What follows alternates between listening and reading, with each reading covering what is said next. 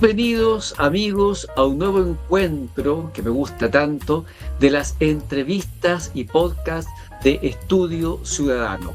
El espacio me parece que es el espacio más antiguo junto con el Ciudadanos en Línea de estudiociudadano.cl, donde nos encontramos cada cierto tiempo con distintas personas para conversar con tranquilidad y con cierto nivel de profundidad sobre algunos temas que son relevantes para el país, para Chile, o para el mundo, o para algunos sectores. Ustedes saben que uno de los panelistas clásicos de Estudio Ciudadano es mi amigo Fernando Ramón Palma Tapia, con el cual cada cierto tiempo nos encontramos para conversar de distintas materias. La última entrevista que tuve con él fue sobre esta inteligencia artificial china, la DeepSeek, que viene a revolucionar el mundo en materia de procesamiento de datos, en materia de aplicación de inteligencia artificial, muchos temas muy interesantes que hablamos. Pero justamente por ser esto de la aplicación china, tenía una arista que nos quedamos con las ganas de desarrollarla, que tiene que ver con los aspectos también políticos. Hoy día, donde hay una verdadera readecuación del escenario político mundial, con un Donald Trump haciendo de la suya, dando golpes, molestando, deportando gente, diciéndole a Europa: oye, ya sabes qué más, no te voy a ayudar más, arréglensela solito, yo quiero resolver lo de Ucrania, pero con Putin, que es el agresor, en fin, tiene una serie de cosas. Y obviamente China aparece ahí, porque China como que aparece más cargado a Vladimir Putin, como que son socios, pero China también tiene sus negocios, le gusta hacer negocios a esta dictadura comunista que ha aplicado también el capitalismo y ha inundado el mundo con sus inversiones. Entonces, la verdad, está súper entretenido. Así que Fernando propuso: Alejandro, ¿por qué no conversamos sobre esos aspectos también vinculados entonces con lo que él le quiere llamar la famosa Segunda Guerra Fría? ¿No es así, querido Fernando Ramón? Te doy de esta manera entonces la bienvenida a este capítulo de las entrevistas y podcast para hablar de esta Segunda Guerra Fría, que obviamente no parte con la DeepSeek, pero de alguna manera la DeepSeek viene a profundizar esta situación. Bienvenido a esta conversación, Fernando Palma Tapia. ¿Cómo estás? ¿Qué tal, Alejandro? Gracias por esta presentación y gracias a las amigas y amigos que siguen tu sitio, que siguen tus intervenciones. Así que estamos listos para comenzar otra sesión. Perfecto. Bueno, yo voy a mostrar de todas maneras, quiero mostrar en pantalla para que los amigos sepan, la portada de la última entrevista que fue el 16 de febrero de 2025 sobre DeepSeek, la inteligencia artificial china de bajo costo, donde se aprende mucho. Pero ojo, con Fernando tenemos varias otras entrevistas. Entonces, basta que usted ingrese aquí a estudiociudadano.cl, se vaya al buscador de estudiociudadano.cl que está al ladito, está allá abajito, bien fácil de ubicarlo. Ahí se lo voy a mostrar aquí en pantalla. Por acá. Ah, y usted puede ahí, por ejemplo, Fernando Palma, es muy fácil, y ustedes le dan clic a buscar y van a aparecer todos los capítulos, artículos, entrevistas donde Fernando Palma está involucrado. A ver, ahí ustedes lo pueden ver, porque además durante un buen tiempo fue panelista también del Ciudadanos en Línea. Así que hay harto contenido que hemos creado con Fernando Palma, particularmente las entrevistas y podcasts que son tan interesantes. Y como es ya habitual en las intervenciones de Fernando, él se prepara con un material que me lo envía a mí y que lo empezamos entonces a poner en pantalla para que él nos vaya contando cómo quiere desarrollar esta conversación. ¿Te parece entonces, Fernando, que pongo esto en pantalla y tú nos empiezas a contar entonces, a desarrollar estas ideas que has preparado? A ver, dame un minutito antes, ¿m? Dale. Porque, bueno, partiendo, el concepto de Segunda Guerra Fría no es mío, no es mío, sino que se está hablando mucho en medios especializados, en medios políticos, sociales, incluso tecnológicos. ¿M? Se habla de que ya empezamos una Segunda Guerra Fría, así que simplemente lo que yo hice es seguir usando el mismo término. ¿M?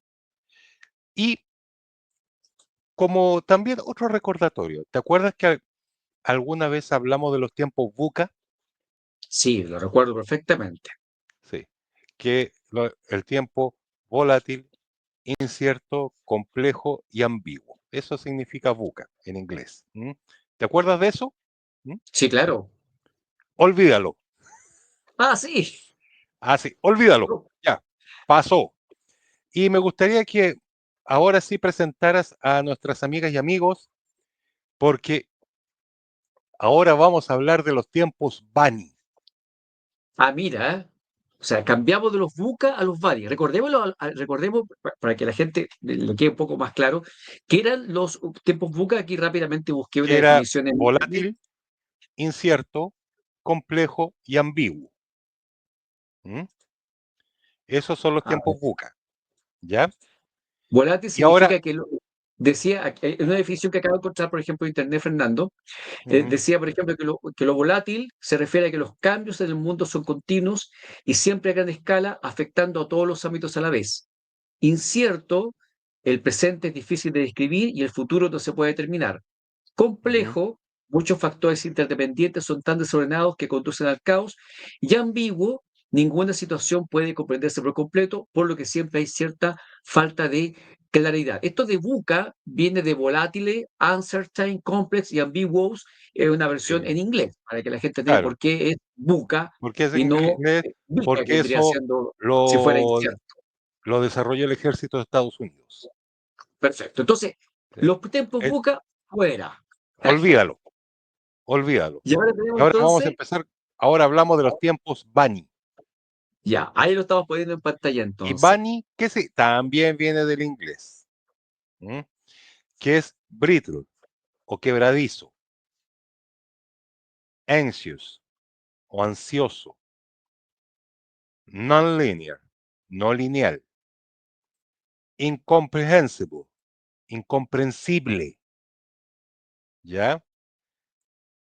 ¿Y por qué? ¿Y qué significa esto en la práctica? ¿Ya?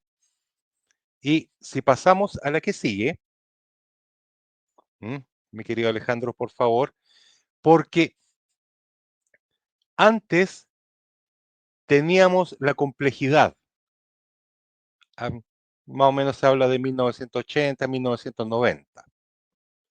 Ya, de hecho, los tiempos VUCA en rigor se habla desde 1989, cuando cayó el muro de Berlín, ¿ya? Y a partir de la pandemia tenemos los tiempos Bani, o sea, tenemos el caos. Así que tenemos que prepararnos que cada vez se va a profundizar esto del caos.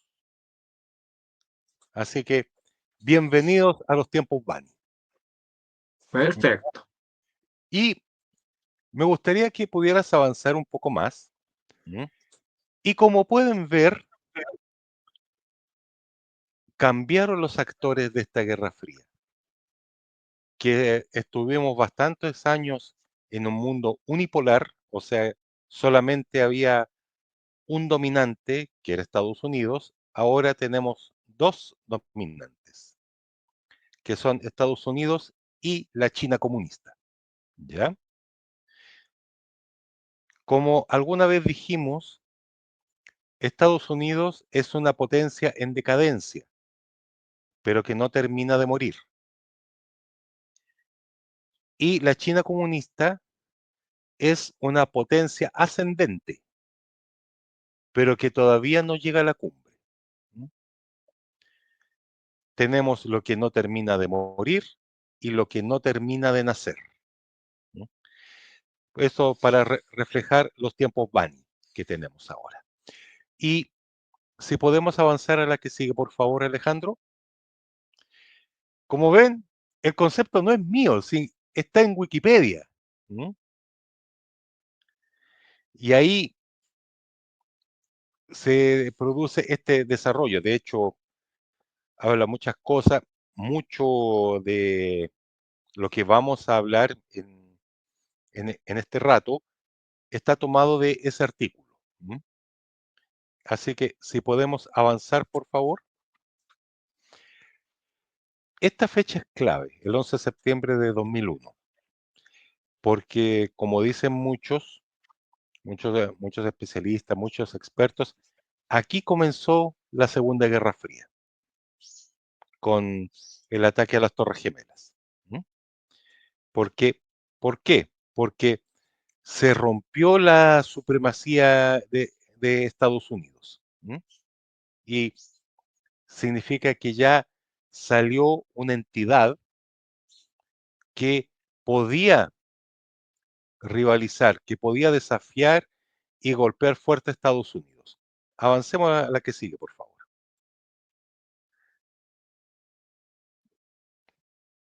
Aquí mi interpretación personal. La primavera árabe entre 2010 y 2012, que son toda una serie de manifestaciones pro democracia que surgieron en los países de Medio Oriente, en los países árabes principalmente. ¿Mm? Y que se gatilló en Túnez. Ese fue el primer acontecimiento y de ahí empezó a poblarse. ¿Cuál es, digamos, lo particular de la primavera árabe? Que empezó a organizarse sin liderazgos centralizados y coordinado por redes sociales. ¿Mm? Lo malo, que esta primavera árabe fue desgraciadamente flor de un día. Ahora, en esos mismos países que vimos, hay dictaduras muy fuertes y en que los grupos pro democracia han sido reprimidos en forma muy fuerte. ¿Mm? Entonces, eso es lo más complicado. Y otro suceso que hay, si puede avanzar por favor, la guerra ruso-ucraniana,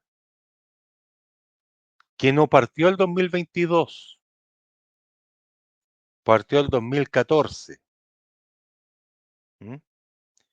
Pero ¿cómo si Putin mandó las tropas en febrero de 2022? No, las mandó en 2014, cuando se anexionó la península de Crimea. ¿Mm? Ya desde esa época se, se está en pie de guerra en esa parte del mundo. ¿Mm? Resulta que en 2014 simplemente tomaron una parte. Después del 2022 lo que quería Moscú era tomarse el país entero. Y lo que quiso repetir lo mismo que hizo Hitler en Polonia, que la Blitzkrieg, ¿m? La guerra rápida. Si hacemos un poco de historia, la Alemania nazi invadió Polonia el 1 de septiembre de 1939. Más o menos como por el 20-22 de septiembre, Polonia se rindió. ¿M? 2-3 semanas, listo. Putin estaba aspirando a lo mismo y resulta que ya llevamos 3 años, ¿m? Que es otra cosa. Así que tenemos todavía. Y lo que más interesante, que ya ven, si avanzamos a la que sigue, la crisis de Huawei, que se gatilló en 2018. O sea, ya venía la cosa de antes con los rumores, especialmente muchas acusaciones de que los dispositivos de Huawei, los teléfonos, los dispositivos de almacenamiento, los servidores de Huawei, sí, hubo una época en que Huawei vendió servidores computacionales. La información que manejaban la filtraban hacia China, hacia el ejército chino. ¿Mm? Entonces ahí vino ese tira y afloja con Estados Unidos. Que hay dos hechos que son claves. Uno, el primer hecho, es ya cuando se prohibió por parte de Estados Unidos que las empresas estadounidenses tuvieran tratos con Huawei. Por eso desapareció Google, desapareció Android de los celulares Huawei. ¿Mm? Ya con eso no podía acceder al Play Store de Google. ¿Mm? Y ya no pudo tener acceso a las últimas actualizaciones en desarrollo de software. ¿Mm? Eso es lo primero. Y lo segundo, que vemos a la dama ahí que se llama Meng Wanzhou, la CFO, la Chief Financial Officer, vendría a ser como traducido al español como la gerente corporativa de finanzas de Huawei a nivel mundial, que fue arrestada en Canadá, acusada de espionaje. ¿Ya? Esto obviamente a instancias de Estados Unidos. De hecho, todavía está arrestada, ¿m? Pero está con arresto domiciliario en Canadá. ¿M? Y lo otro, como Huawei quedó bloqueado con todas las relaciones con Google, hicieron su propia tienda de aplicaciones, la App Gallery. Sacaron su propio sistema operativo para móviles, Harmony OS. Sacaron su propio buscador, Petal Search. Y empezaron a darle como bombo en fiesta al 5G. Ahí la nueva tecnología en comunicaciones celulares. De hecho, Huawei es uno de los que rivaliza a nivel mundial con Ericsson de Suecia y Nokia de Finlandia. Están a ese mismo nivel, ¿ya? Entonces, lo que supuestamente iba a ser un golpe duro, al final estos chinos lo transformaron en una oportunidad. ¿No? Y así, con distintas cosas más. ¿No? Y si podemos avanzar en la siguiente, hay Caesa Pichí. Ah, esta es la foto que está en la página de la Casa Blanca. Así que si les llamaba la atención la foto, esta la saqué de ahí. Oye, y estos días se enojó Donald Trump por un cuadro, una pintura que le hicieron y que estaba también ahí en alguna parte de la Casa Blanca y se veía mucho mejor que acá realmente, y a él le molestó de que no le gustó el cuadro, que había otro de Obama, y alegaba de que siendo el mismo artista, a Obama lo había hecho mejor. Yo la verdad que vi los dos cuadros y me parecía que los dos estaban bien, no sé, y esta foto en realidad es un poquito amenazante como hacer una Sí, foto oficial. sí, es que es lo que le gusta. Y si vemos, Trump siempre ha jugado con el caos. ¿m? Así que, y que se ha encargado de patear el tablero todas las veces que ha podido. ¿m? De hecho, ¿cómo se explica el tema de la subida de aranceles a la mitad del planeta? Que incluso hasta Chile se está viendo afectado con la alza de aranceles al cobre y también, y me parece que también a lo que es fruta. ¿No? Entonces, y pensemos que para Trump 24 horas es largo plazo. A veces cambia de posición sobre la marcha y a él no le complica. Así que ahí tenemos una fuente de caos bastante grande. Así que aprontémonos. Y, pero no está solo, no está solo. Tenemos a Winnie the Pooh. ¿m? Y es presidente desde 2012. No, en 2012 fue nombrado secretario general del Partido Comunista de China. ¿Ya? Fue, fue nombrado presidente de China en 2013. ¿m? ¿Cuál es el, digamos, el puesto que manda? ¿m? Si, si usted, amiga, amigo, quiere ir a hablar con el que manda en China, tiene que ir a hablar con el secretario general del Partido Comunista. Ese es el que corta el queque. ¿Ya? Resulta que Winnie the Pooh tiene los dos cargos, así que ahí mata dos pájaros de un tiro.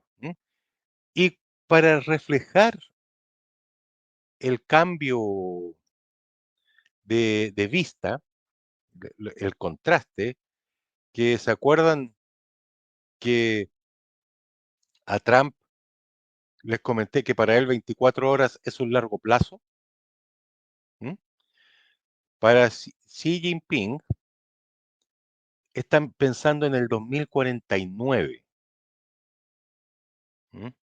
De hecho, hay todo un plan de desarrollo para el 2049. ¿Y qué va a ocurrir el 2049? Te preguntarás, mi querido Alejandro.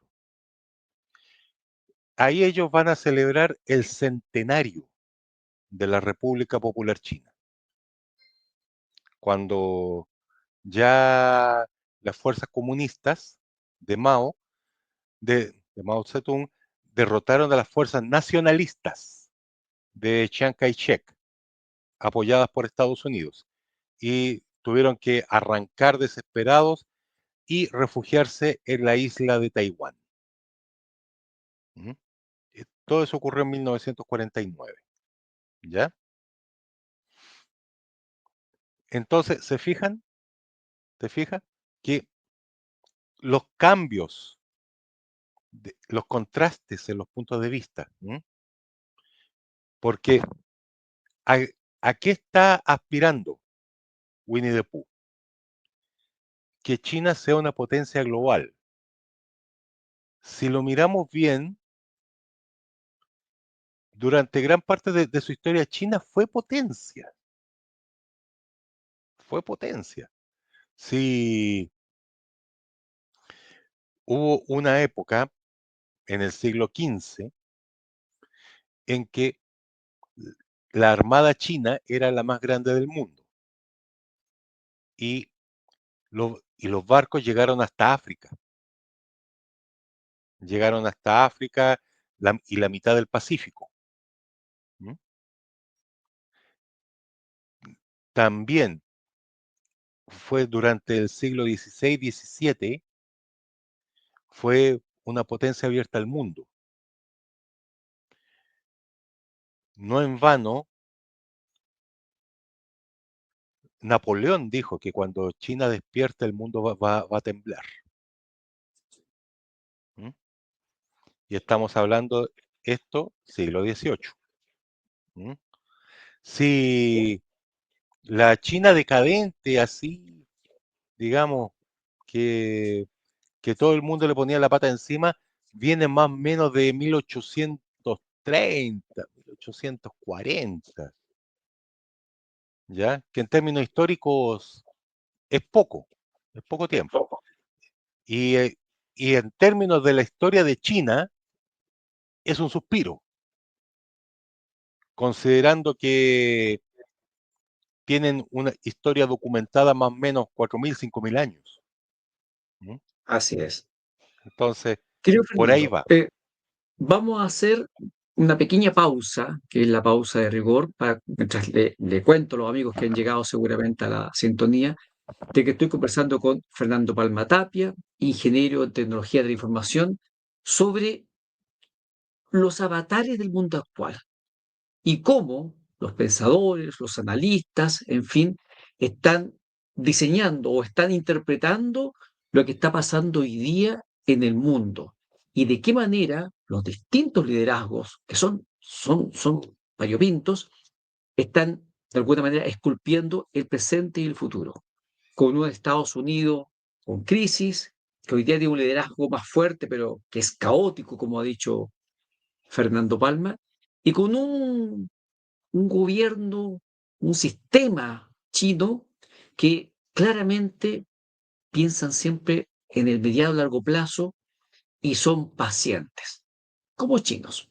Vamos a seguir conversando de esto después de esta pausa.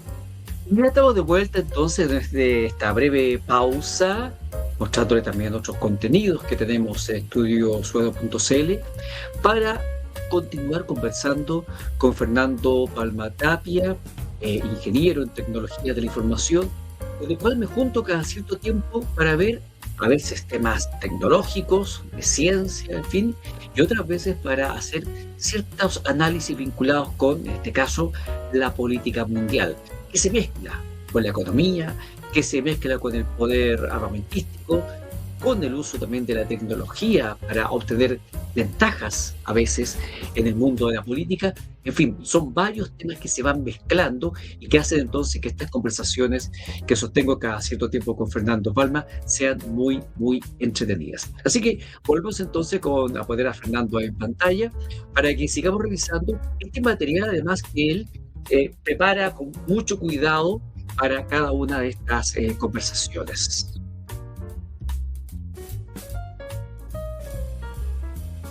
Un poco, un poco retomando la- lo que hemos estado hablando, mi querido Alejandro. Esta Segunda Guerra Fría no es con armas.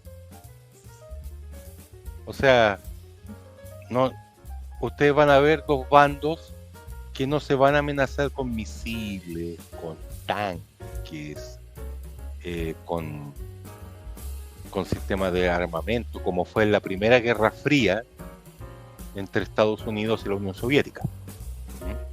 Que en paz descanse. Sino que es tecnológica. Y estamos hablando de tecnologías que si bien pueden ser usadas en el ámbito militar, son fundamentalmente de ámbito civil.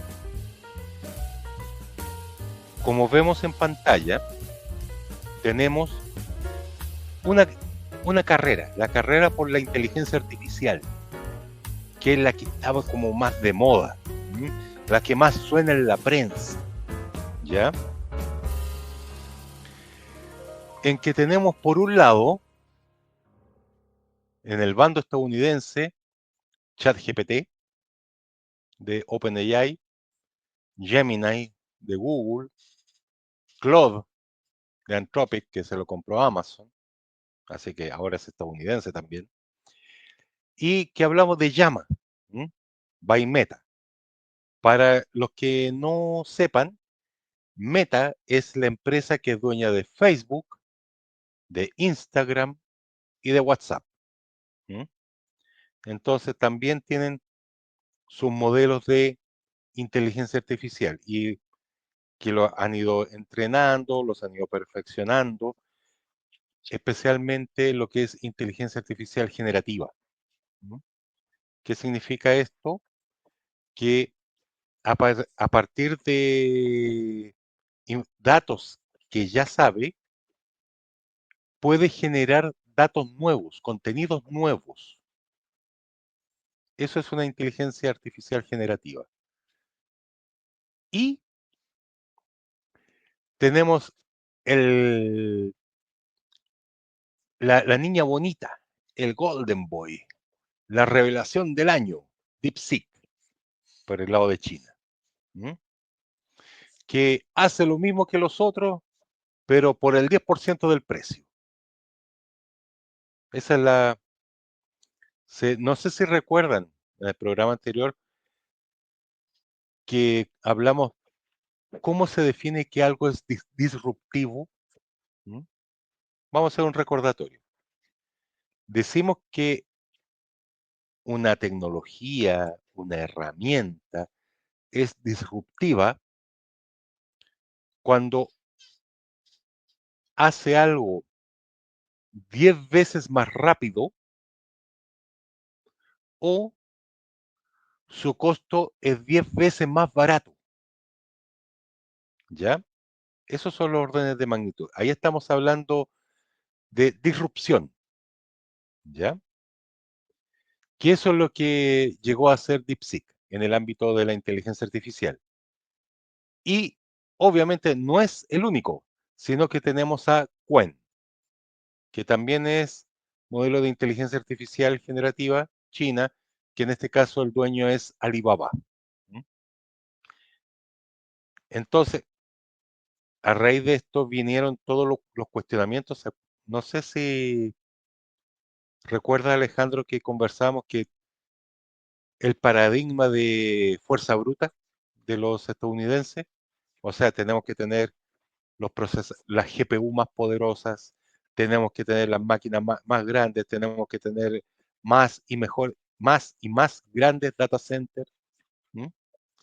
Resulta que con esto de DeepSeek empezó todo el cuestionamiento. ¿Mm? O sea, puedo lograr lo mismo, pero más barato. Y en Estados Unidos entraron en pánico. ¿Mm? Entonces, este ya es una carrera, ¿ya? Por por la inteligencia artificial. ¿Mm? ¿Quién va a liderar? ¿Quién va a generar los nuevos adelantos? ¿Ya? Claro, se pueden hacer hartas cosas, pero todavía la inteligencia artificial está en pañales. ¿Mm? Porque todavía tenemos inteligencias artificiales, claro, son capaces, pero saben hacer solo una cosa, ¿ya? Una sola cosa.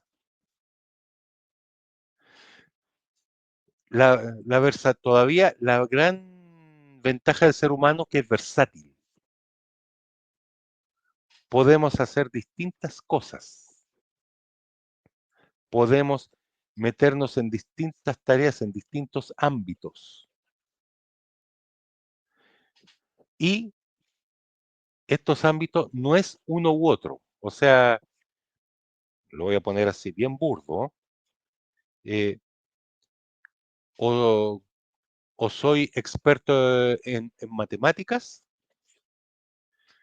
o soy experto en arte moderno. ¿Mm? Para un sistema computacional es o lo uno o lo otro, ¿cierto? Para un ser humano no, ¿ya? Y ahora por eso se está avanzando raudamente hacia esos pasos. ¿Mm?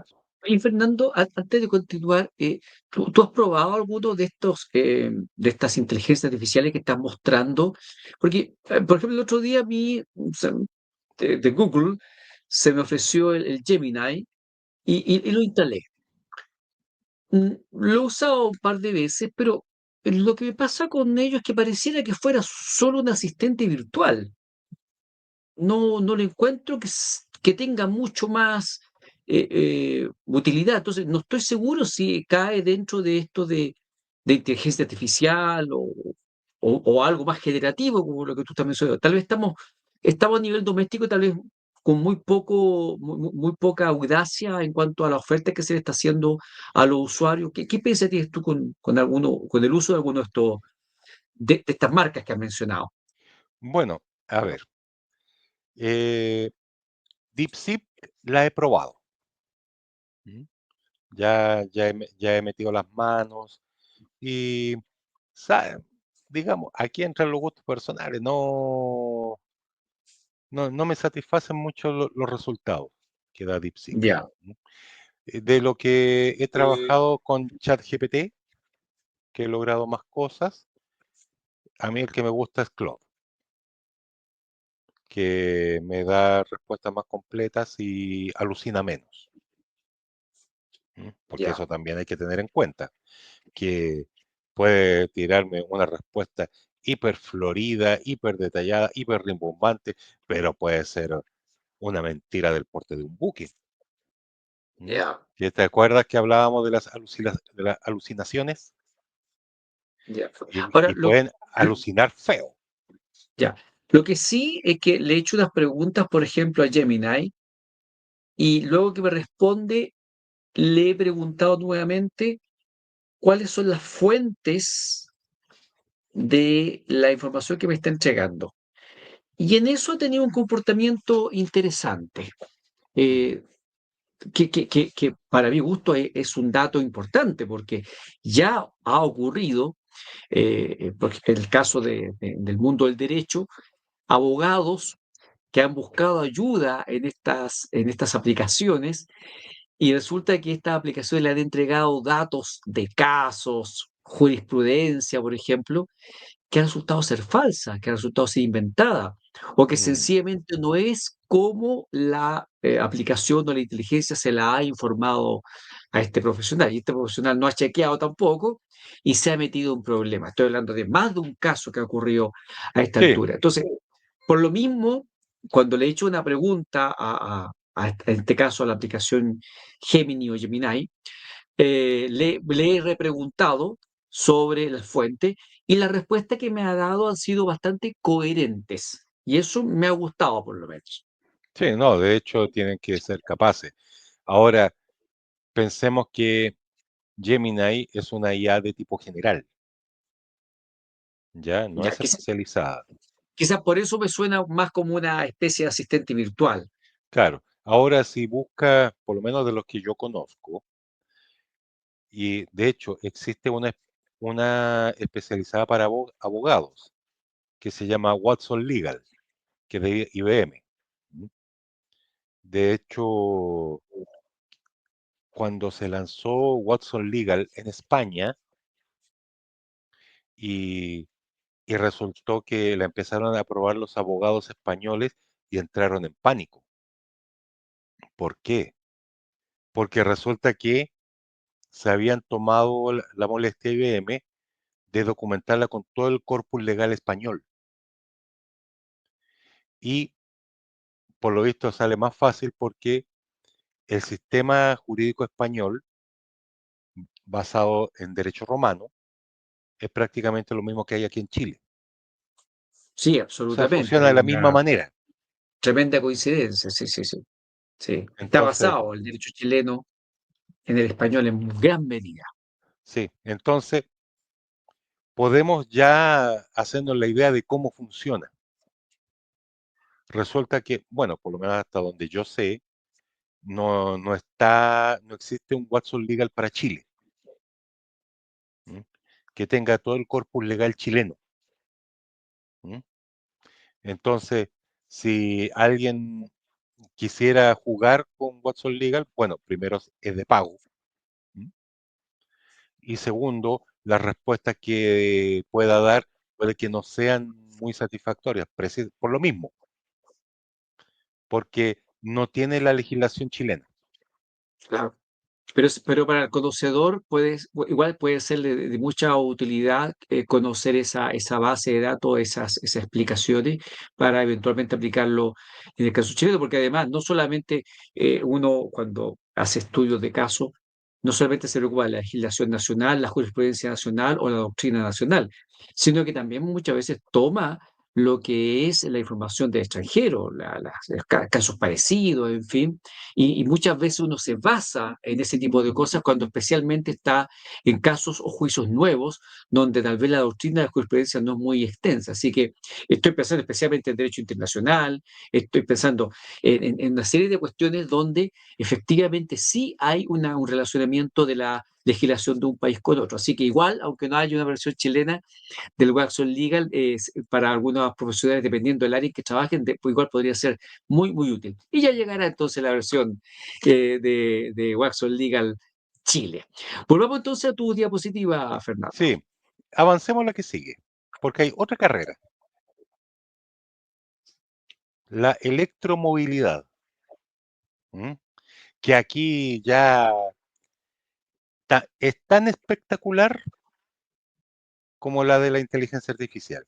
Y tenemos por un lado, por Estados Unidos, por el lado estadounidense, obviamente, ahí la niña bonita, Tesla, ¿m? Que ahí nuestro amigo Elon, ahí se esmera de repente en dispararse en los pies. ¿M? Así que más encima que está de no funcionario del gobierno de Estados Unidos. ¿M? ¿Y por qué digo no funcionario? Porque legalmente no es funcionario del gobierno de Trump. ¿M? Así que, pero sí hay que reconocer todos los avances que se ha impulsado en lo que es electromovilidad. La Ford también está en lo mismo. Y, y otro caso interesante que es Nissan, que es japonesa, ¿m?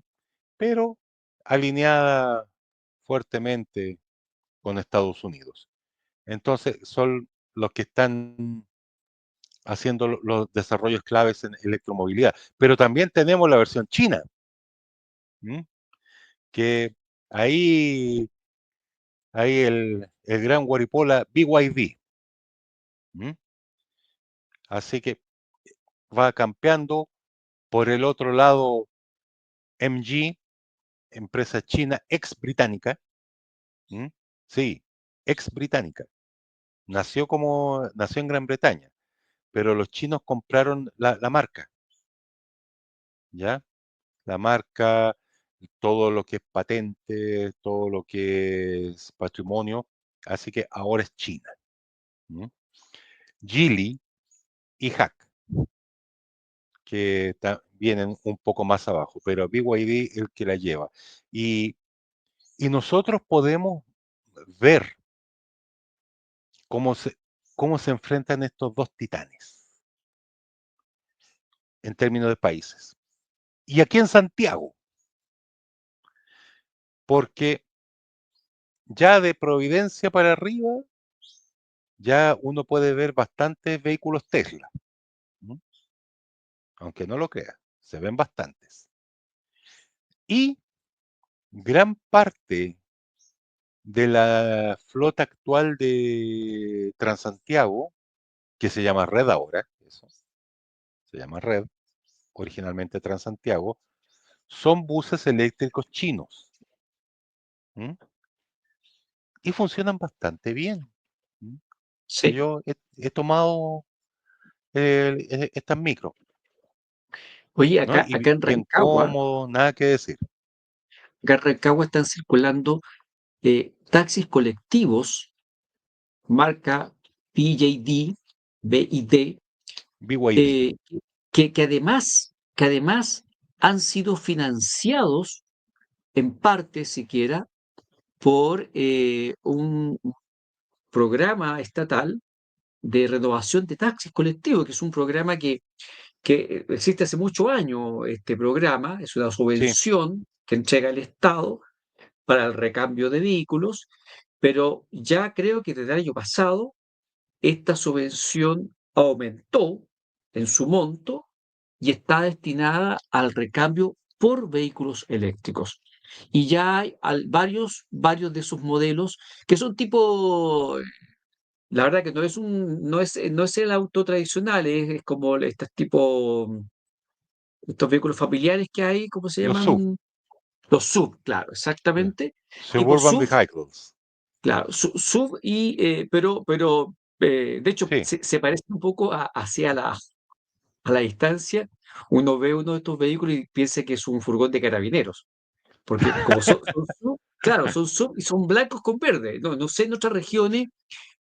Claro, porque justo una de las líneas que está llevando adelante este cambio, o que ha incorporado, más bien dicho, estos Ah, vehículos, es la línea 25 de febrero, cuyo ya, letrero originalmente es blanco con verde y unas letritas rojas, si no mal recuerdo. Entonces, al hacer este cambio, y como es una SUV, tiene ya, aspecto como de camioneta, y blanco con verde, tú lo miras a la distancia y crees que es un furgón de carabineros. Pero es esta misma ya. famosísima marca china. A lo mejor se ha dado, porque aquí en Santiago he visto varios SUV pintados como taxi básico. ¿M? No sé si son Ya, eléctricos o no, ¿m? Pero sí he visto SUV pintados como taxi básico y también he visto de estos vehículos de aplicación y que dicen que son eléctricos. ¿M? Ahí con el logo del enchufe y todo eso. ¿M? Así que, bueno, por un lado me parece bien ahí, ahí tener un entorno más limpio. Y, y una de las cosas que llama la atención, no sé si los que han escuchado vehículos eléctricos, eh, que han escuchado es un decir, porque no claro. suenan. no suenan. ¿Mm? Exactamente, Entonces, de paso, baja la contaminación acústica. Así exactamente. que, Oye, aquí encontré precisamente uno de los modelos que te estoy mencionando. ya, sí, No, no es precisamente el de la línea 25 de febrero, pero es prácticamente lo mismo. ¿Ah? Ese tipo ya, de vehículo que es bastante grande, de hecho sí, este es BID, ¿ah? Es bastante grande, entonces voluminoso. Entonces a la distancia pareciera que fuera como un vehículo policial. sí, claro. Entonces, eso ayuda a descontaminar y eso en estos tiempos se agradece. Ahora que tenemos esta carrera, pero hay otra carrera más, ¿m? Que podrías ver, que es el retail. Pero, ¿qué tiene que ver el retail con una guerra fría? Lógico. Una de las cosas que nos enseñó Amazon, el pionero, no, Amazon no es el primero que vende al detalle, al consumidor. A eso nos referimos retail. ¿M? La venta detallista, la venta al consumidor final. ¿M? A eso nos referimos con retail. Que Amazon, claro, como dije, no es el primero, pero que llevó la cosa a una categoría de arte. ¿En qué sentido? La obsesión por el cliente, entender al cliente, saber qué quiere el cliente, qué se le ocurre al cliente, pro- pronosticar cuándo va a ser su próxima compra el cliente, qué es lo que va a comprar el cliente, cuánto está dispuesto a gastar. Eso es una maquinaria que Amazon la tiene muy bien afinada. ¿M? Y obviamente generó un discípulo, que es Target. Target es una cadena de supermercados en Estados Unidos. Para que se hagan la idea, la competencia es Walmart, ¿ya? El dueño de Líder en Chile. ¿M? Entonces, para que se hagan más o menos la idea. También el despacho en línea, pero por el lado chino sacaron lo mismo y más barato. ¿Y quién fue el que comenzó este boom por el lado chino? AliExpress, que es la versión retail de Alibaba, ¿ya? Porque si se meten al sitio de alibaba.com, venden todo por mayor. Ya.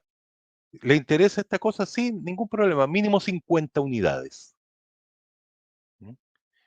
Entonces, y cualquier ser humano normal de a pie se va a preguntar, ¿y para qué quiero 50 de lo que sea si no me voy a dedicar a vender?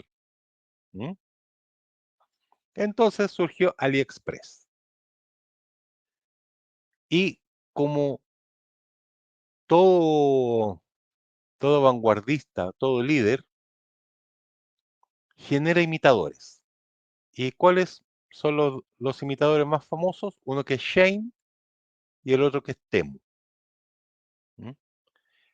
¿Quién no ha comprado por ahí? AliExpress, Shane o Temu. ¿M? O los Oye, tres. pero claro, claro.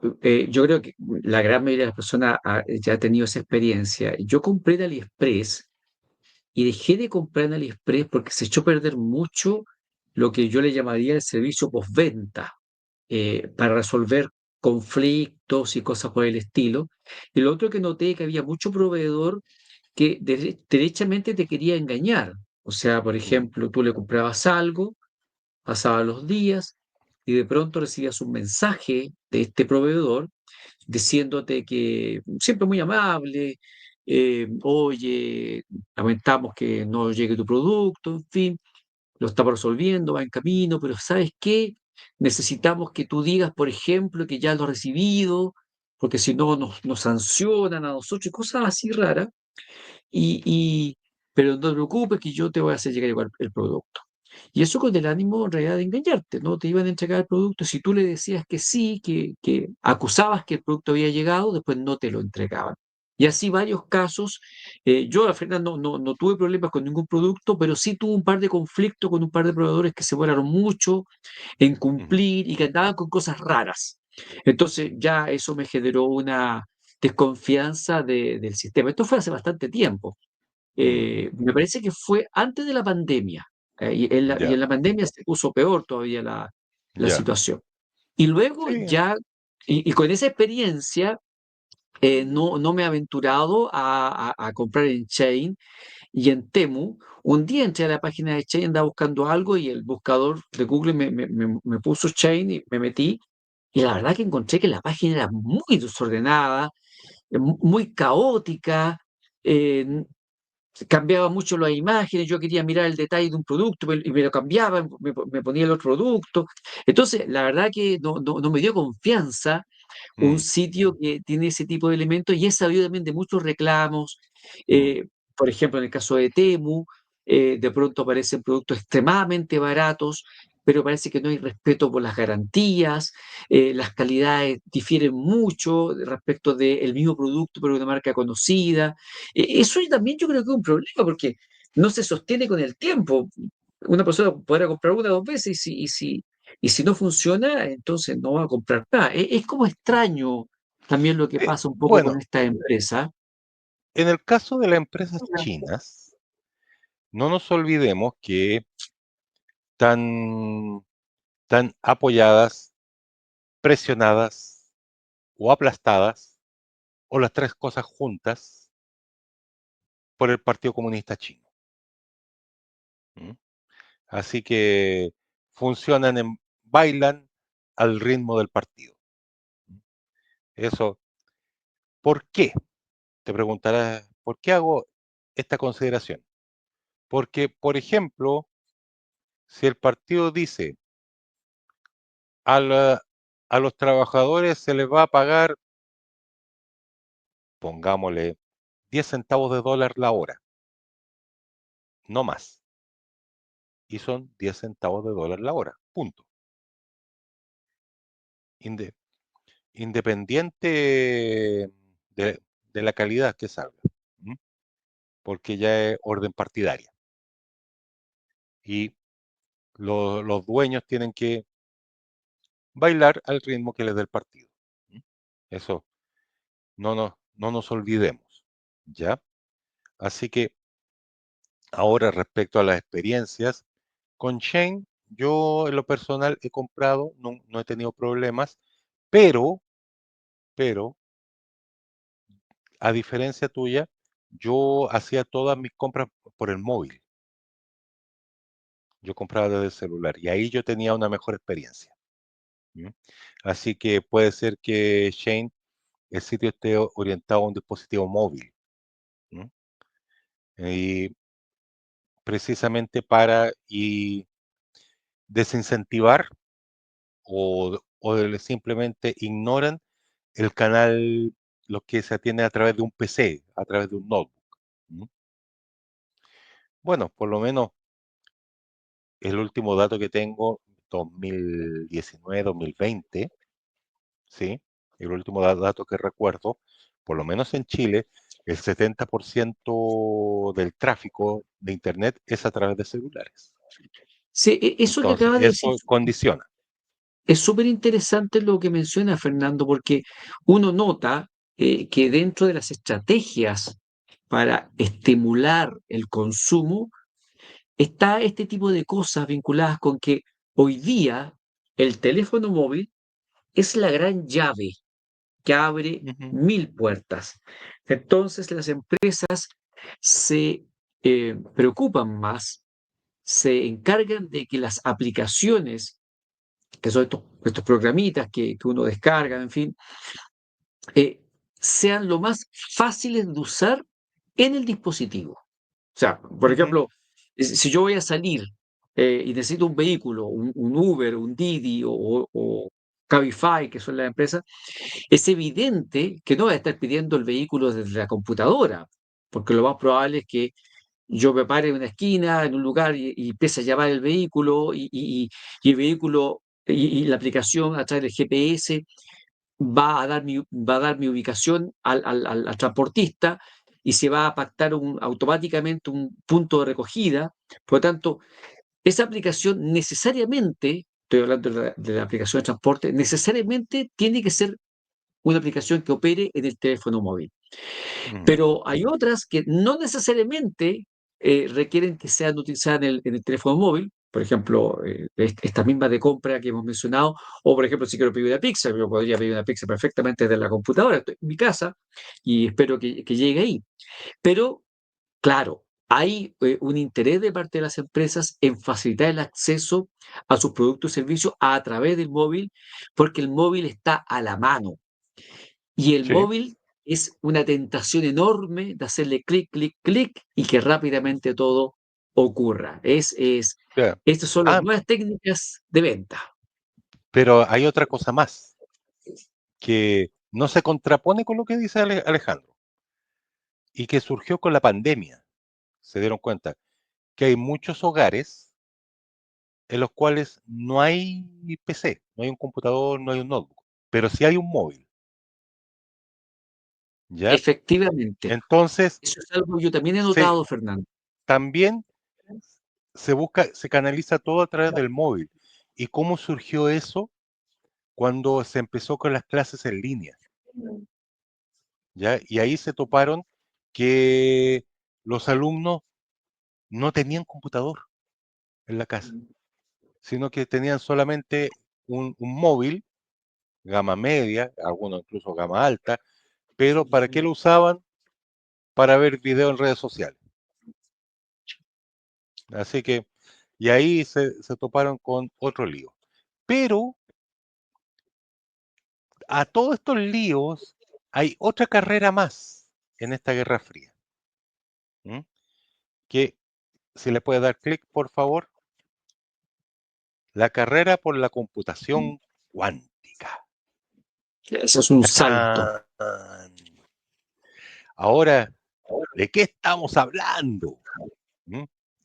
Que suena a ciencia ficción, ¿m?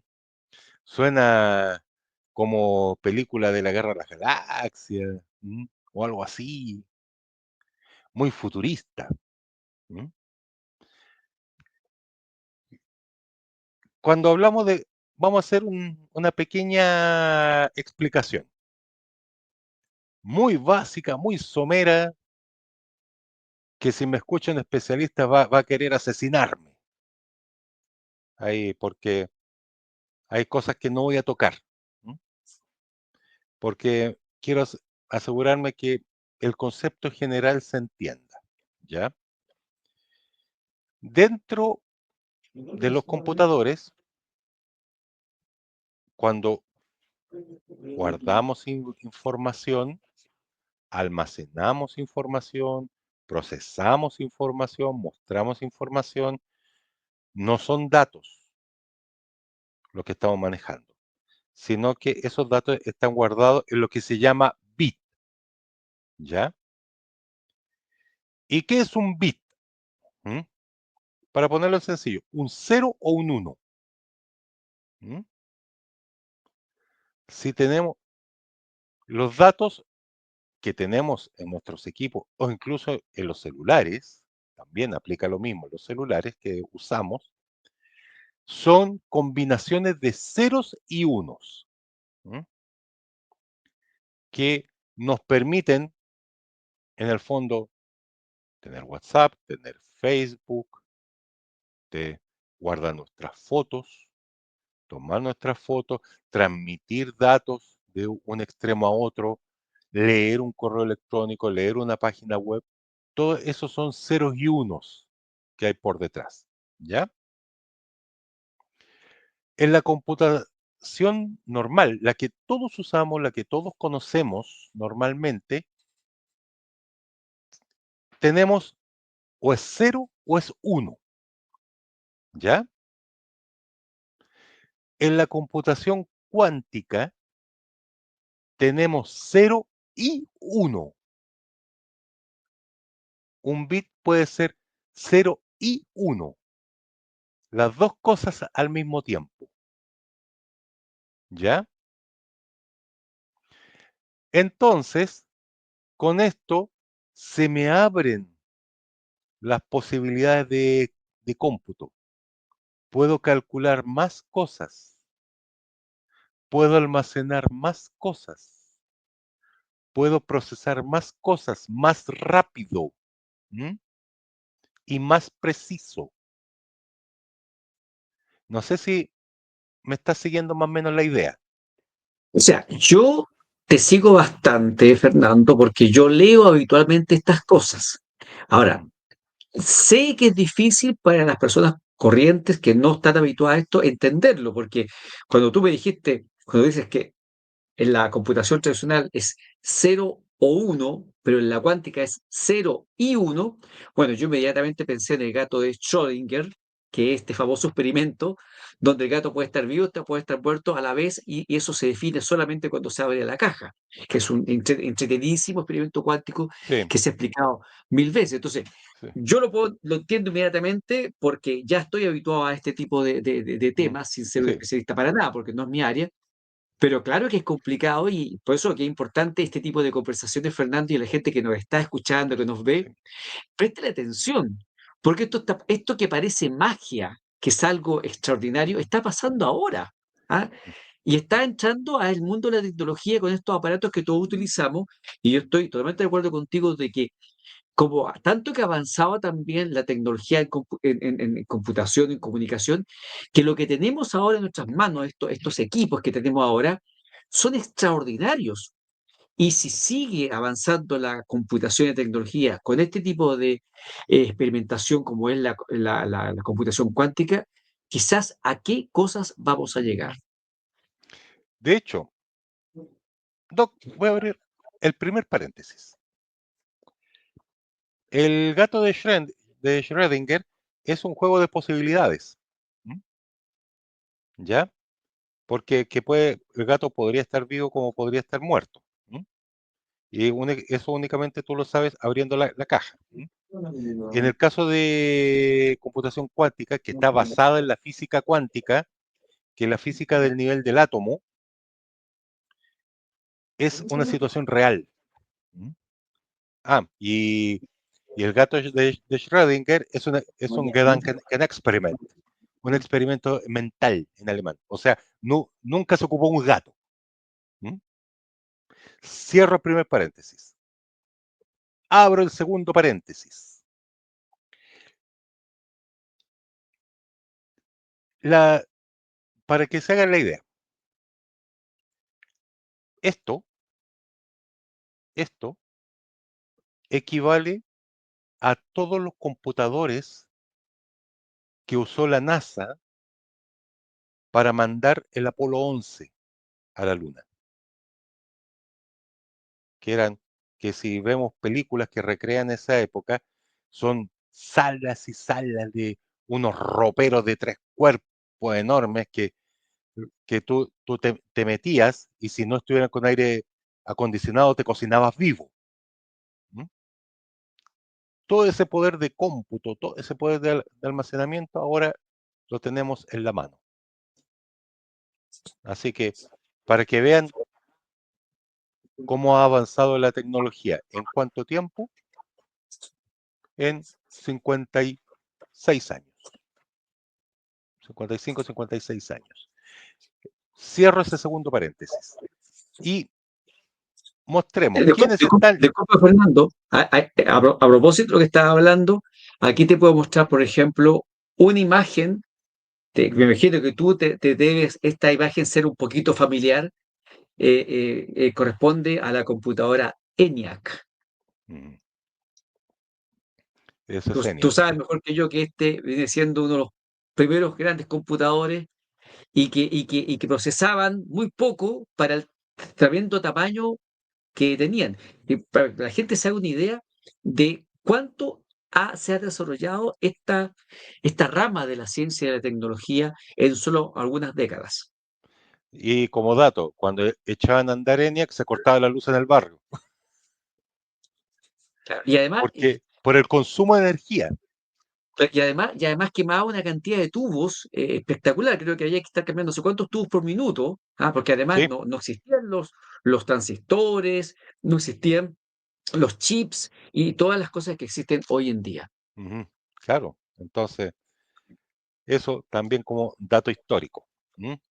Que a mí me tocó alguna vez ver, no ENIAC, pero sí sus descendientes del tamaño más o menos parecido. En el tema de computación cuántica, que se reconoce quien lidera es IBM. ¿M? Y el otro que también lidera es Google. ¿M? Todos están haciendo todo su trabajo de computación cuántica.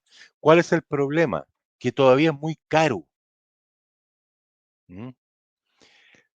Desarrollar chips cuánticos todavía es carísimo. De hecho, son chicos, más o menos.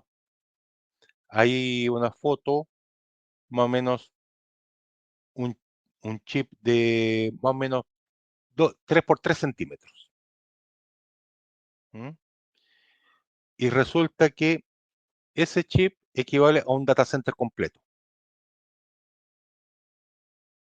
O sea, imagínense todo el poder de cómputo de un edificio de más o menos 5.000, 8.000 metros cuadrados, distribuido en 1, 2, 3 pisos. Ahora cabe en, en un cuadradito de 2 por 2. ¿M? Eso para que nuestras amigas, amigos tengan una referencia. ¿M? Pero por el lado chino también hay quienes están trabajando, que uno es Baidu y el otro es SpinQ. Baidu es una empresa china que también opera su propia red social en China. ¿M? Y ellos también están liderando el tema de computación cuántica. ¿M?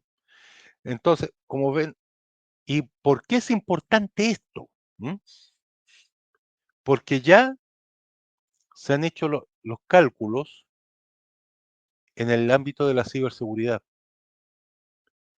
que si con las últimas técnicas de seguridad romper un sitio con las técnicas de ahora, que supuestamente se iban a demorar cientos de años, con computación cuántica se demorarían 20 segundos. Expliquémosle un poquito a la gente esta situación. Según tengo Au- mm, entendido, para, por ejemplo, hacer caer un sitio, hay unas técnicas de ataques masivos, por sí, ejemplo. hay- O, en en otro caso, para detectar una contraseña, hay procesadores que van, digamos, probando rápidamente todas las posibilidades. Eso, con la tecnología que existía, tenía igual algunas dificultades, igual se demoraba. Pero ahora con esta tecnología podría ocurrir súper rápido. Eso es lo que estás claro, diciendo, ¿cierto? tal cual, en 20 segundos. Y eso Ah, implica entonces problemas de seguridad. Imagínense o sea, eh, a- alguien que quiera imagínate acceder, no un sé, sistema a basado los en botones nucleares, contraseñas. Fernando. Claro, la, contra, la contraseña del botón nuclear. Le meto computación cuántica, 20 segundos, y O empiezo a tirar dejemos algo, misiles. menos bélico como eso, pero también tan impactante como, por ejemplo, eh, algún fraude masivo. eh, a Sí. nivel internacional, querer tal vez hackear las cuentas, las cuentas del Tesoro norteamericano, las cuentas de los grandes bancos, de las grandes empresas. eh, Y no necesariamente, porque resulta que tenemos otro actor más, y me gustaría que saltáramos a la siguiente imagen. Sal- de la BBC. Si la puedes poner a pantalla completa, por favor. ¿Mm?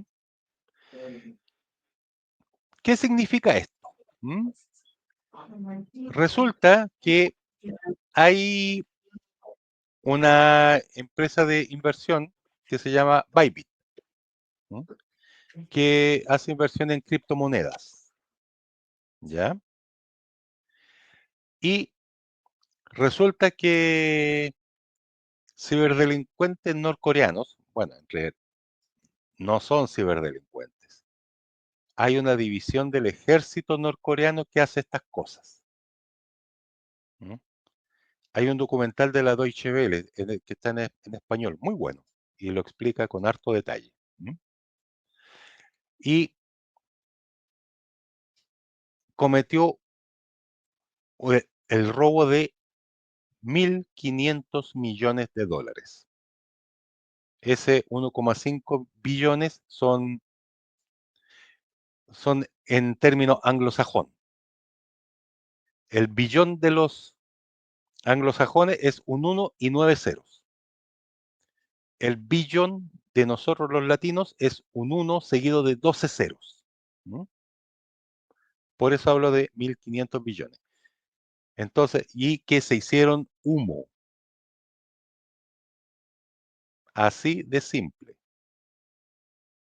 Y contra un sistema que supuestamente era bastante seguro. Si avanzamos en la siguiente, por favor, Alejandro, ¿m? Que es,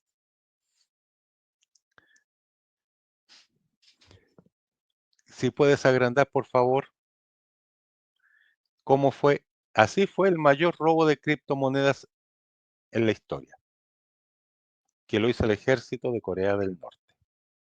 ¿M? Ahí está un poco más explicado y lo bueno es que está en español. Si es más fácil para nuestras amigas y amigos. ¿M? Entonces, tenemos un actor que se nos está colando dentro de esta Guerra Fría, que es Corea del Norte. ¿Mm? Ahí con este gordito de Kim Jong-un, que está vuelto loco, que tiene que financiar. ¿Y cuál es el problema que con este gordito? Que tiene armas nucleares. Ese es el problema. Si se dice mucho, según los especialistas de defensa, el tipo peligroso no es el que tiene 4.000 bombas nucleares. ¿Mm? No. El peligroso es el que tiene una, porque está dispuesto a usarla. ¿Mm? Y, y nuestro amiguito norcoreano cae en esa definición. ¿Mm? Eso es por una parte. Y agreguémosle más pelo a la sopa, avancemos. TSMC. Tú te vas a preguntar, ¿qué es eso? ¿Mm? TSMC es una empresa de Taiwán que se llama Taiwan Semiconductors Corporation.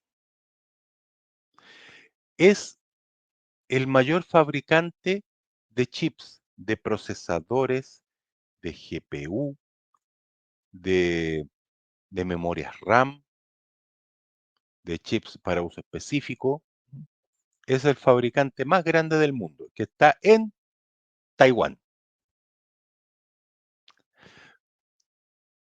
¿Y por qué le tienen ganas tanto China como Estados Unidos? Por eso mismo, porque los taiwaneses han desarrollado una cosa, no, digamos, no es una cosa física, sino que es un concepto, que es la cúpula de silicio. ¿Ya? Si tú vas a ver la cúpula de silicio como cúpula propiamente tal, no existe, sino que es un concepto. ¿Y por qué cúpula de silicio? Porque lo que protege a Taiwán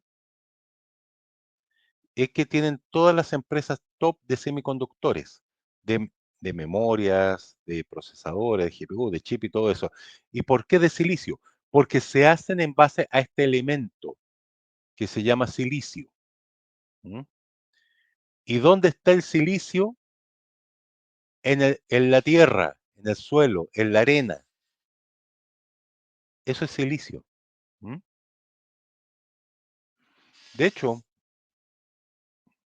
voy a abrir paréntesis, hay un libro que se llama Los Nuevos Alquimistas. ¿Mm? Los alquimistas originales de la Edad Media eran personas que querían transformar el plomo en oro. ¿Mm?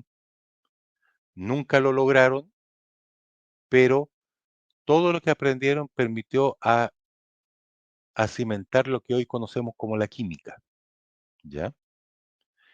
Y estos nuevos alquimistas son los que han transformado la tierra, el suelito, en millones de dólares. ¿Mm? Cierre de paréntesis. Entonces, ¿por qué el mundo, especialmente Estados Unidos, va, busca defender a Taiwán? Porque necesita asegurar su suministro de chips, memoria, GPU y todo eso. Y eso es lo que también quiere capturar la China comunista. ¿Mm? Entonces, tenemos todo este enredo. Y tenemos otro enredo más, si podemos avanzar. ¿Mm? El ex agente de la KGB, ¿mm? Que es Vladimir Vladimirovich Putin. ¿Mm? Sí, así se llama. Y ahí está su nombre en ruso. ¿Mm? Que se, no sé de cuál está fumando, pero que quiere volver al tiempo no, ni siquiera de Pedro el Grande, de Iván el Terrible. Ese es su parámetro. Tener una Rusia grande como la que tenía Iván el Terrible. Que era el terrible no porque se portara mal en la casa y no le obedeciera a la mamá. Eran cosas más horripilantes contra su pueblo y contra los pueblos vecinos. ¿Mm? Entonces, lo que él quiere es volver a esa onda de la Rusia imperial. ¿Mm? Entonces, tiene su propia agenda, por eso la invasión a Ucrania, por eso la intervención en Chechenia, ¿Mm? Por eso chilló cuando las repúblicas bálticas, Estonia, Letonia y Lituania se unieron a la OTAN. Por eso chilló cuando Finlandia se unió a la OTAN. ¿Mm? Porque si hay algo peor que un ruso fumando de la mala, un ruso fumando de la mala y paranoico. Eso es peor. Y hay, y hay algo peor que un ruso fumando de la mala y paranoico. Sí, un ruso fumando de la mala, paranoico y con armas nucleares, que las tiene. Ahora la pregunta es si le funciona. Así que frente a esto, winter is coming. Se vienen tiempos difíciles. Así que sonríe. Bueno, Mañana será peor. Hay cortesía del guasón. Así que aprontémonos. Ya llegaron los tiempos Bani. Hay que aferrarse a lo que tengamos, saber surfear estas olas y que Dios nos pille confesados. gracias, Fernando. Oye, una reflexión final que tiene que ver un poco con Occidente.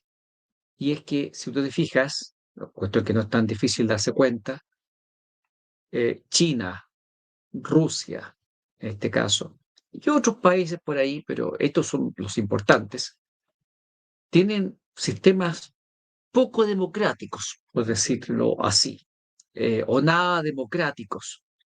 Se las arreglan los jerarcas para mantener el poder de una manera u otra. ¿Ah? Vladimir Putin también ha sido primer ministro, presidente, en fin, Mm. ¿para qué hablar de las elecciones internas, la forma de perpetuarse en el poder? Mientras que tenemos al otro lado unas democracias, unas presuntas democracias complicadas, enredadas. O sea, la llegada de Trump a su segundo gobierno no fue fácil. De eso yo lo he comentado en otros programas, que a mí me parecía que Trump no llegaba a ser nuevamente presidente de Estados Unidos, igual como lo pensaba respecto del caso de Javier Milei en la Argentina. Y no porque yo no quisiera tal vez que ganaran, sino que porque veía que las condiciones políticas no estaban a su favor. Bueno, pero llegaron a un alto costo, con mucha complicación. ¿Y para qué decir Europa? Esta comunidad europea que se demora un mundo en tomar decisiones, con un asambleísmo pero enfermante, que solamente ahora cuando se dan cuenta de que Donald Trump no le va a prestar ropa, no los va a acompañar, no los va a defender, les quita financiamiento, en fin, y está al lado de Rusia por razones que la gente desconoce, no se sabe por qué, cuál es la simpatía, cuál es la razón de esta inclinación tan particular que tiene Donald Trump por Rusia, en fin, y recién ahora entonces Europa empieza a tomar algunas decisiones. ¿Ah?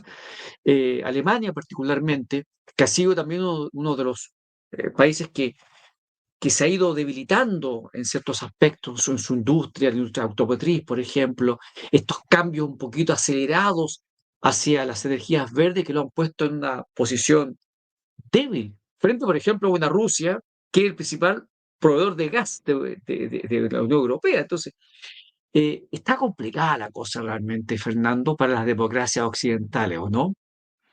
Sí, sí, es que ahí se juntan otras cosas para reforzar la idea de los tiempos pánico.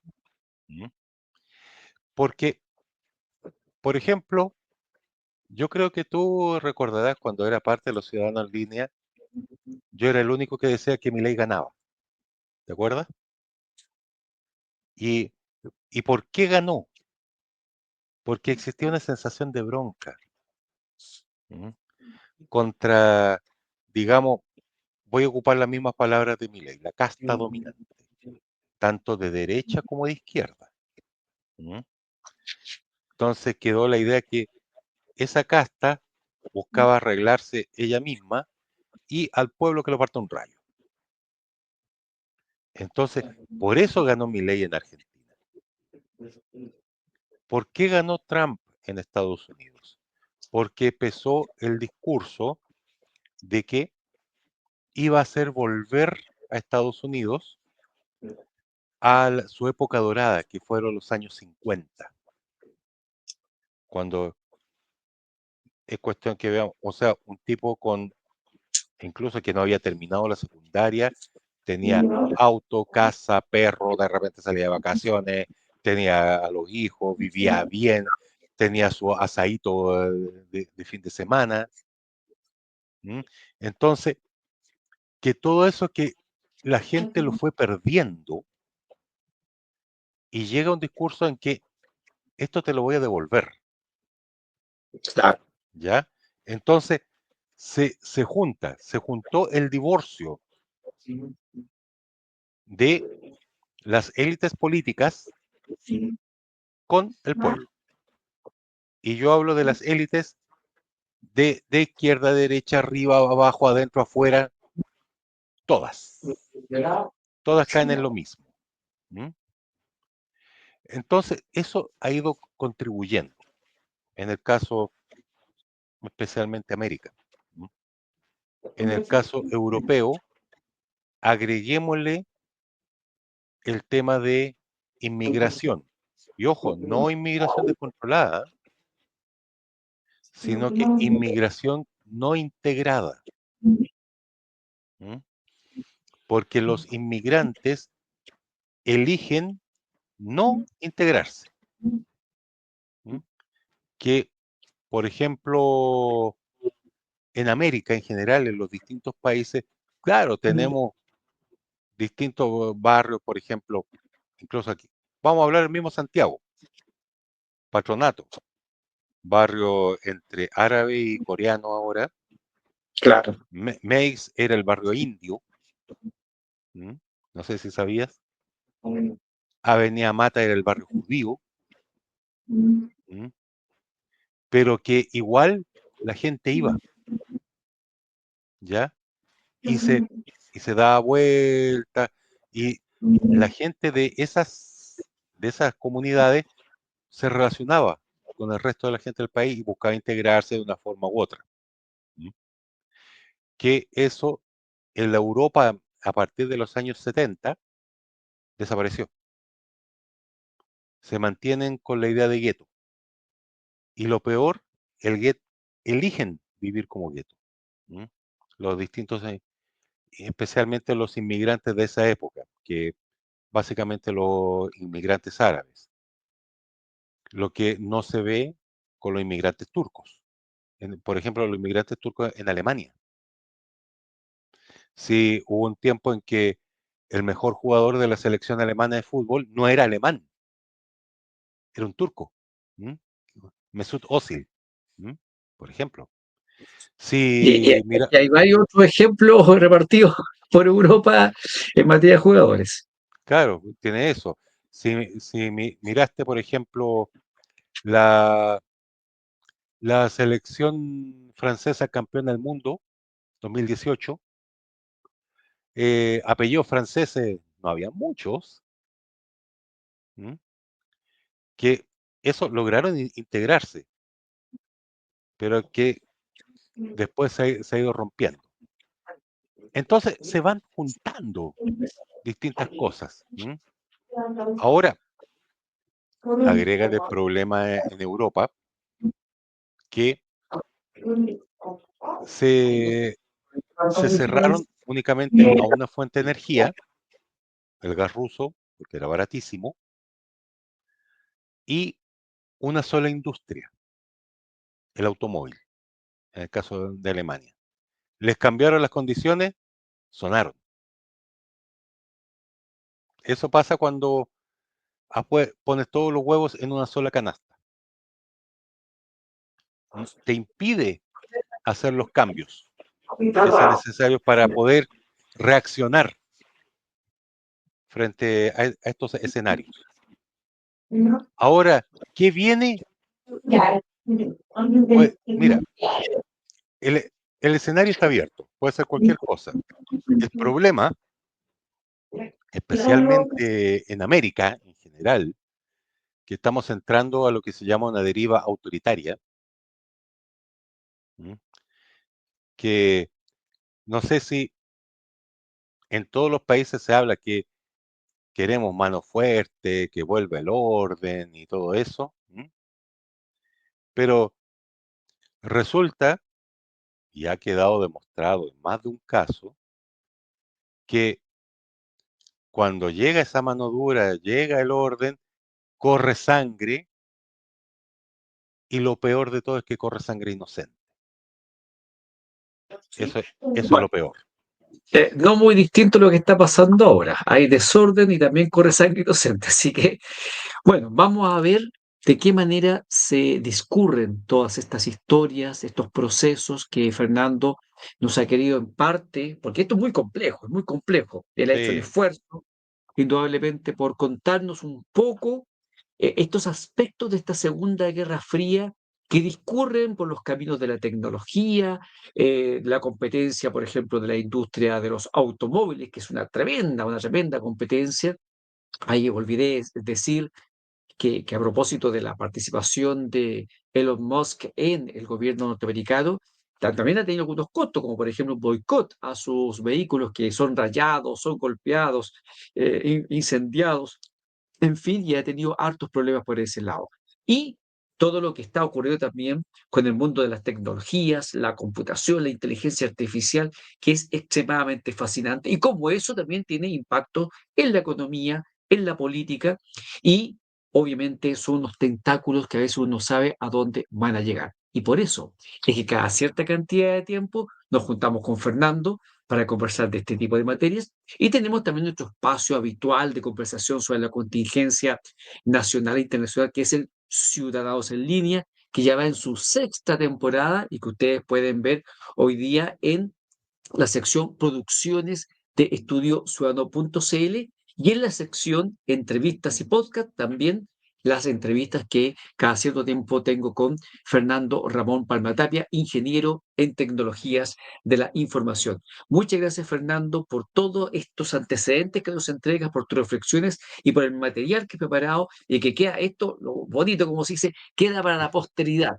La gente puede verlo una y otra vez y de esa manera entonces poder estar informado. Creo que uno de los grandes problemas que hoy día tenemos, Fernando, es que hay mucha información, pero la reflexión y el análisis en torno a la información parece que no es el más adecuado. A mí me sorprende de repente, Fernando, todavía cómo nuestros pueblos que tienen acceso a estas máquinas maravillosas, pero que a veces no le sacan el respectivo provecho y la usan por puras tonteritas y no como herramientas de información, de educación, de comunicación, de estudio, de trabajo. Yo creo que más se me queda por ahí más de algún uso útil que se le pueda dar a esto, pero justamente con este tipo de conversaciones es que queremos entonces abrir los ojos a las personas para que puedan utilizar de la mejor manera estas herramientas, informándose, educándose sobre los temas que realmente importan como los que trae mi amigo Fernando Palma Tapia.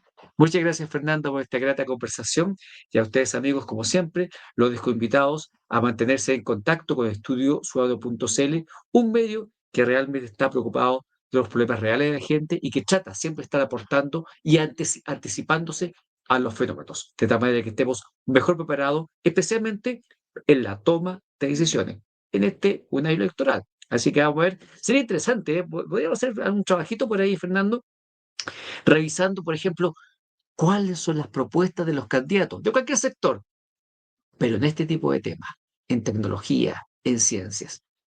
No sé, algo me dice que la pobreza es monacal, pero lo voy a dejar para otra conversación. Eh, mejor que no, porque ahí me voy a poner a llorar. No lloremos mejor, Fernando. Disfrutemos de estos contenidos Sí, entonces y de muchos más que están ahí disponibles en estudiosuano.cl. Nos vemos en otra ocasión, como siempre digo, Dios mediante. ya.